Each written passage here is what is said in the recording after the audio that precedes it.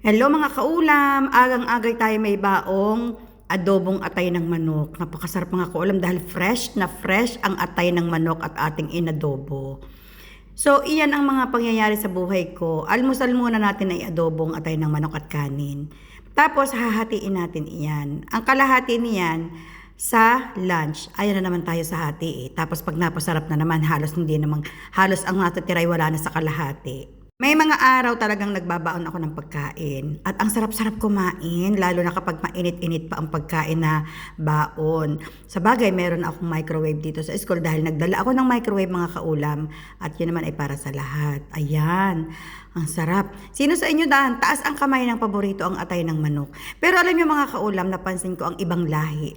Ang ibang lahi ayaw nila, hindi sila mahilig sa atay. Kahit na anong atay, atay ng manok, atay ng kahit na anong hayop. Ayaw nila. Pinoy laang talaga ang napansin ko na mahilig sa atay. Ang dami-dami ko nang nakasama sa trabaho na ibang lahi, ayaw talaga nila sa atay. Tsaka hindi sila mahilig sa isda.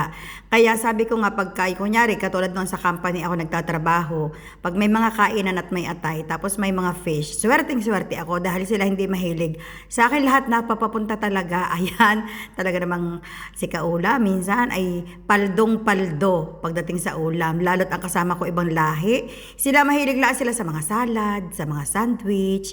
Mahilig lang sila sa ganyan. Kapag sa handaan ay mga seafoods o kaya ganyan na mga laham, ang tawag yan mga laham, mga atay, si kaulam paldo. Ang mga kasama ko sa trabaho, mga pasalad-salad lang sila, ay nako, hindi ako mabubuhay sa pasalad-salad lang. Pakaramdam ko ay nanginginig ang aking tuhod sa gutom. Pagka ganyan, binibilisan ko na ang kain dahil maya-maya magdadatingan na mga estudyante. Hindi na ako makakakain. Para at least mga kaulam, magturo man ako ng 7 lesson na dire-diretso. Hindi ako yung gutom na gutom, hindi ako yung nanunuyo na ang bibig sa sobrang gutom.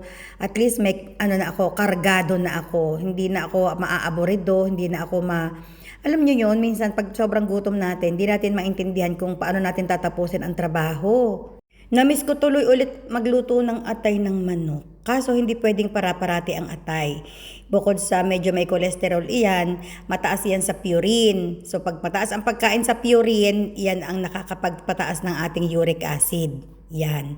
Lahat ng laman loob mga kaulam ay mataas sa purine. Kaya masarap man yan, pero may mga benefits din naman tayong nakukuha diyan. Yan ay mataas sa protina. Diga, ay siya. Diyan na kayo.